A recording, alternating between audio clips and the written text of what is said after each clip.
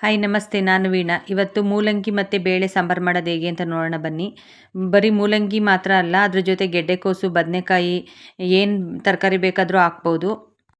ಹಾಗೆ ಗೆಡ್ಡೆಕೋಸು ಮತ್ತು ಮೂಲಂಗಿನ ಮೇಲೆ ಸಿಪ್ಪೆ ಎಲ್ಲ ತೆಗೆದು ತೊಳೆದು ರೆಡಿ ಮಾಡಿ ಇಟ್ಕೊಂಡಿದ್ದೀನಿ. ಬದನೆಕಾಯಿನ ಲಾಸ್ಟಿಗೆ ಹಾಕ್ತೀನಿ, ನಾನು ಫಸ್ಟೇ ಹಾಕಲ್ಲ, ಹಂಗಾಗಿ ಅದನ್ನು ಈಗ ಕಟ್ ಮಾಡಲ್ಲ, ಲಾಸ್ಟಿಗೆ ಕಟ್ ಮಾಡೋಣ ಅಂತ ಎತ್ತಿಟ್ಕೊಂಡಿದ್ದೀನಿ. ನೋಡಿ, ಮೂಲಂಗಿನ ಈ ಥರ ಸ್ಲೈಸಾಗಿ ಕಟ್ ಮಾಡ್ಕೋಬೇಕು. ಮಧ್ಯಕ್ಕೆ ಸೀಳಿ ಕಟ್ ಮಾಡಿಕೊಂಡ್ರೆ ಟೇಸ್ಟ್ ಇರಲ್ಲ, ಹಾಗಾಗಿ ನಾನು ಯಾವಾಗಲೂ ಹಿಂಗೇ ಕಟ್ ಮಾಡೋದು. ಹಾಗೆ ಗೆಡ್ಡೆಕೋಸನ್ನ ತುಂಬ ದೊಡ್ಡದು ಪೀಸ್ ಮಾಡಬಾರ್ದು, ತುಂಬ ಚಿಕ್ಕದಾಗಿ ಕಟ್ ಮಾಡಬೇಕು.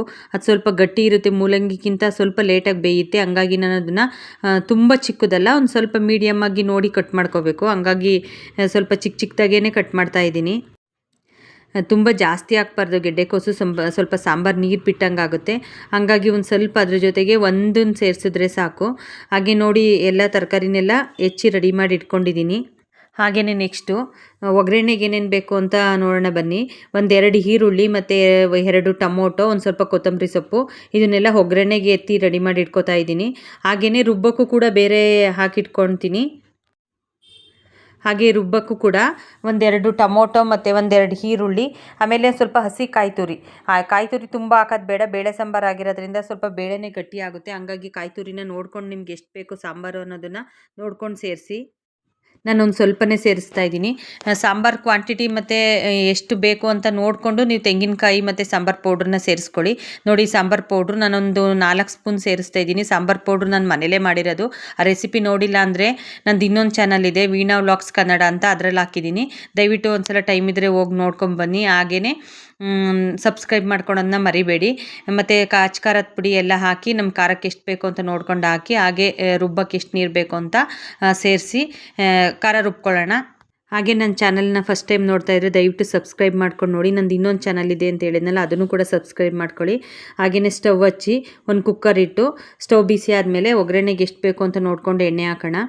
ಎಣ್ಣೆ ಸ್ವಲ್ಪ ಕಾದ್ಮೇಲೆ ಅದಕ್ಕೆ ಒಗ್ಗರಣೆಗೆ ಸಾಸಿವೆ ಸ್ವಲ್ಪ ಸಿಡಿದ ಮೇಲೆ ಒಂದು ಸ್ವಲ್ಪ ಕರಿಬೇವಿನ ಸೊಪ್ಪು, ಹಾಗೆ ಕರಿಬೇವಿನ ಸೊಪ್ಪು ಹಾಕಿ ಆದಮೇಲೆ ಈರುಳ್ಳಿ ಏನು ಒಗ್ಗರಣೆಗೆ ಅಂತ ಹೆಚ್ಚಿಟ್ಕೊಂಡಿದ್ವಲ್ಲ ನಾವು, ಆ ಈರುಳ್ಳಿ ಸೇರಿಸೋಣ. ಫಸ್ಟ್ ಈರುಳ್ಳಿ ಸೇರಿಸಿ ಈರುಳ್ಳಿನ ಸ್ವಲ್ಪ ಎಣ್ಣೆಯಲ್ಲಿ ಬಾಡಿಸ್ಕೊಳ್ಳೋಣ.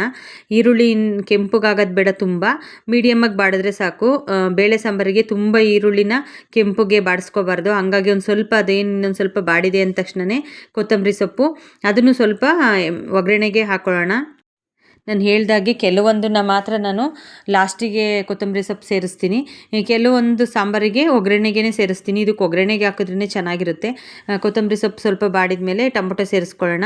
ಬೇಳೆ ಸಾಂಬಾರು ಆಗಿರೋದ್ರಿಂದ ಟೊಮೊಟೊನ ಸ್ವಲ್ಪ ಜಾಸ್ತಿ ಹಾಕಿದ್ರೆ ಇನ್ನೂ ತುಂಬ ಚೆನ್ನಾಗಿರುತ್ತೆ. ಹಂಗಾಗಿ ನಾನು ಯಾವಾಗಲೂ ಬೇಳೆ ಸಾಂಬಾರಿಗೆ ಸ್ವಲ್ಪ ಟೊಮೊಟೊ ರುಬ್ಬಕ್ಕೆ ಮತ್ತು ಒಗ್ಗರಣೆಗೆ ಸ್ವಲ್ಪ ಜಾಸ್ತಿನೇ ಹಾಕ್ತೀನಿ. ಟೊಮೊಟೊನೂ ತುಂಬ ಬಾಡಿಸ್ಕೊಳೋದು ಬೇಡ, ಅದು ಸ್ವಲ್ಪ ಸಾಂಬಾರಲ್ಲಿ ಸಿಕ್ಕರೆ ಚೆನ್ನಾಗಿರುತ್ತೆ. ಒಂದು ಸ್ವಲ್ಪ ಬಾಡಿದ ಮೇಲೆ ನಾವೇನು ಹೆಚ್ಚಿಟ್ಕೊಂಡಿದ್ವಲ್ಲ ಮೂಲಂಗಿ ಮತ್ತು ಗೆಡ್ಡೆಕೋಸು, ಅದೆರಡೂ ಕೂಡ ತೊಳೆದು ಮತ್ತೆ ರೆಡಿ ಮಾಡಿ ಇಟ್ಕೊಂಡಿದ್ದೆ, ಅದನ್ನು ಕೂಡ ಸೇರಿಸಿ ಅದು ಸ್ವಲ್ಪ ಹಸಿ ವಾಸನೆ ಹೋಗೋವರೆಗೂ ಸ್ವಲ್ಪ ಬಾಡಿಸ್ಕೋಬೇಕು. ಯಾಕೆಂದರೆ ಮೂಲಂಗಿ ಒಂಥರ ಸ್ಮೆಲ್ ಇರುತ್ತೆ. ಕೆಲವರಿಗೆ ಮೂಲಂಗಿ ಸ್ಮೆಲ್ಲೇ ಆಗಲ್ಲ, ಬೇಳೆ ಮೂಲಂಗಿ ಬೇಯ್ತಾ ಇದ್ದರೆ ಸ್ಮೆಲ್ಲೇ ಇಷ್ಟ ಆಗಲ್ಲ. ಬಟ್ ಒಗ್ಗರಣೆಯಲ್ಲಿ ಸ್ವಲ್ಪ ಚೆನ್ನಾಗಿ ಬಾಡಿಸ್ಕೊಂಡ್ರೆ ಆ ಸ್ಮೆಲ್ಲೇನಿರಲ್ಲ. ಹಾಗೆಯೇ ನಾನು ತೋರ್ಸೋದು ಮರ್ತಿದ್ದೆ, ಮುಂಚೆನೇ ತೊಗರಿಬೇಳೆನ ತೊಳೆದು ಇಟ್ಕೊಂಡಿದ್ದೆ ಸ್ವಲ್ಪ, ಅದನ್ನು ಕೂಡ ಸೇರಿಸ್ತಾ ಇದ್ದೀನಿ. ತೊಗರಿಬೇಳೆ ನಮ್ಗೆ ಎಷ್ಟು ಸಾಂಬಾರು ಬೇಕು ಅಂತ ನೋಡ್ಕೊಂಡು ಸೇರಿಸ್ಬೋದು. ಕಮ್ಮಿ ಸಾಂಬಾರು ಬೇಕು ಅಂದರೆ ಸ್ವಲ್ಪ ಸೇರಿಸಿದ್ರೆ ಸಾಕು, ಇಲ್ಲ ಇನ್ನೊಂದು ಸ್ವಲ್ಪ ಜಾಸ್ತಿ ಬೇಕು ಅನ್ನೋದ್ರೆ ಬೇಳೆನ ಸ್ವಲ್ಪ ಜಾಸ್ತಿ ಸೇರಿಸ್ಕೋಬೋದು. ನಾನೊಂದು 200 ಗ್ರಾಮು ಅಷ್ಟು ಸೇರಿಸ್ಕೊಂಡಿದ್ದೀನಿ ತೊಗರಿಬೇಳೆನ. ಅದು ಸ್ವಲ್ಪ ಬಾಡಿದೆ ಅಂತ ಅಂದಮೇಲೆ ಏನು ರುಬ್ಬಿಟ್ಕೊಂಡಿದ್ವಲ್ಲ ಮಸಾಲೆ, ಅದನ್ನು ಸೇರಿಸಿ ಮಸಾಲೆ ಒಗ್ಗರಣೆಯಲ್ಲಿ ಚೆನ್ನಾಗಿ ಹಸಿ ವಾಸನೆ ಹೋಗೋವರೆಗೂ ಬಾಡಿಸ್ಕೋಬೇಕು. ಅದೆಲ್ಲ ಪೂರ್ತಿ ಹಸಿ ವಾಸನೆ ಹೋಗಬೇಕು. ಹಸಿ ವಾಸನೆ ಎಲ್ಲ ಹೋಗಿದೆ ಅಂತ ಅಂದಾಗ ರುಚಿಗೆ ಎಷ್ಟು ಬೇಕು ಅಂತ ನೋಡಿಕೊಂಡು ಉಪ್ಪು ಸೇರಿಸ್ಕೊಳ್ಳೋಣ. ಮತ್ತು ಬೇಳೆ ಸಾಂಬಾರು ತುಂಬ ಉಪ್ಪಾದರೆ ಚೆನ್ನಾಗಿರಲ್ಲ, ನೋಡ್ಕೊಂಡು ಸೇರಿಸಿ. ಲಾಸ್ಟಿಗೆ ಬೇಕಾದರೆ ನಾವು ಸಪ್ಪೆ ಆದರೆ ಮತ್ತೆ ಸೇರಿಸ್ಕೋಬೋದು. ಉಪ್ಪೆಲ್ಲ ಸೇರಿಸಿ ಅದನ್ನು ಕೂಡ ಸ್ವಲ್ಪ ಬಾಡಿಸಿ ಮಿಕ್ಸಿ ಜಾರ್ ಏನು ತೊಳೆದಿದ್ದೆ ಅದನ್ನು ನೀರನ್ನ ಹಾಕಿ ಅದನ್ನು ಕೂಡ ಅದೆಲ್ಲ ಕುದಿಬೇಕು. ಸ್ವಲ್ಪ ಒಂದು ಕುದಿ ಬರ್ತಾ ಇದೆ ಅಂತ ಅಂದಾಗ ನಾವು ಮಿಕ್ಕಿದ ನೀರಿನ ಎಷ್ಟು ಬೇಕು ನಾವು ಸಾಂಬಾರಿಗೆ ಅಂತ ನೋಡಿಕೊಂಡು ಸೇರಿಸ್ಕೊಳ್ಳೋಣ. ನಾನು ಬೇಳೆ ಸಾಂಬಾರು ಆಗಿರೋದ್ರಿಂದ ಸ್ವಲ್ಪ ಜಾಸ್ತಿನೇ ಮಾಡ್ತೀನಿ, ಬರೀ ಅನ್ನಕ್ಕೆ ಮಾತ್ರ ಅಲ್ಲ, ನಾನು ಇಡ್ಲಿ ಆ ಥರ ಏನಾದ್ರು ಮಾಡಿದಾಗಲೂ ಕೂಡ ಇದನ್ನು ಉಪಯೋಗಿಸ್ತೀನಿ. ನನ್ನ ಮಗಂಗೆ ದೋಸೆಗೂ ಕೂಡ ಕೇಳ್ತಾನೆ, ಹಂಗಾಗಿ ಸ್ವಲ್ಪ ಜಾಸ್ತಿನೇ ಮಾಡ್ತೀನಿ. ಅದನ್ನೆಲ್ಲ ಸೇರಿಸ್ಕೊಂಡು ಒಂದು ಸಲ ಮಿಕ್ಸ್ ಮಾಡೋಣ ನೀಟಾಗಿ. ಏಕೆಂದರೆ ಬೇಳೆ ಸ್ವಲ್ಪ ಒಗ್ಗರಣೆಗೆ ನಾವು ಹಾಕಿರೋದ್ರಿಂದ ಅದು ಅಲ್ಲೇ ತಳ ಇಟ್ಕೊಂಡಂಗಾಗಿರುತ್ತೆ. ಅದು ಸ್ವಲ್ಪ ಚೆನ್ನಾಗಿ ಮಿಕ್ಸ್ ಮಾಡಿ, ಬದನೆಕಾಯಿ ಒಂದು ಹೆಚ್ಚೋದು ತೋರಿಸ್ಲಿಲ್ಲ, ಸಾರಿ, ಬದನೆಕಾಯಿನೂ ಕೂಡ ಹೆಚ್ಚಿ ನೀರಿಗೆ ಹಾಕಿ ಇಟ್ಕೊಂಡಿದ್ದೆ, ಅದನ್ನು ಕೂಡ ಲಾಸ್ಟಿಗೆ ಸೇರಿಸ್ತೀನಿ. ಯಾಕೆಂದರೆ ಬದನೆಕಾಯಿ ಬೇಗ ಬೆಂದೋಗುತ್ತೆ, ಸಿಗೋದೇ ಇಲ್ಲ. ಹಂಗಾಗಿ ಲಾಸ್ಟಿಗೆ ಇನ್ನೇನು ಮುಚ್ಚಳ ಹಾಕೋ ಟೈಮಿಗೆ ಬದನೆಕಾಯಿನ ಸೇರಿಸಿ ಮುಚ್ಚಳ ಹಾಕಿ, ತುಂಬ ಜಾಸ್ತಿ ವಿಷಲ್ ಬರ್ಸೋದು ಬೇಡ, ಒಂದು 3ರಿಂದ 4 ವಿಷಲ್ ಬರ್ಸ್ಕೊಂಡ್ರೆ ಸಾಕು. 4 ಬೇಡ, ಒಂದು 3 ವಿಷಲ್ ಅಷ್ಟೇ ನಾನು ಬರ್ಸೋದು. 2 ಬಂದು ಇನ್ನೇನು 3 ಬರೋಕ್ಕಿದೆ ಅಂತ ಅಂದಾಗ ಆಫ್ ಮಾಡ್ತೀನಿ.